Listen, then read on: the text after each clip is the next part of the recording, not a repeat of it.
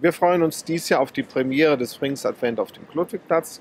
Wir haben dieses Jahr erstmalig unsere Weihnachtsaktivitäten auf den Klotwigplatz übertragen. Wir haben ein wunderschönes Angebot dieses Jahr auf dem Klotwigplatz mit den hier ortsansässigen Händlern organisiert. Unter dem Titel Pfingstadvent auf dem Klotwigplatz haben wir weihnachtliche Stände aufgestellt, die für Leckereien sorgen, aber auch für schöne Weihnachtsaccessoires, die man kaufen kann und verschenken kann.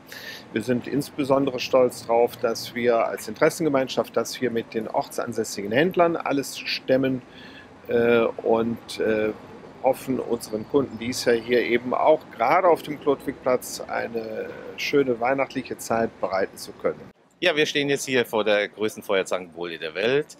Ich freue mich, wenn Sie bei uns mal vorbeischauen.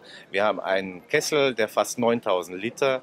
Wir haben die besten Zutaten dazu ausgewählt, von Rotwein über Orangen, Zitronen, Nelken, sehr schwefelarme Zutaten, weniger Zucker, mehr Alkohol.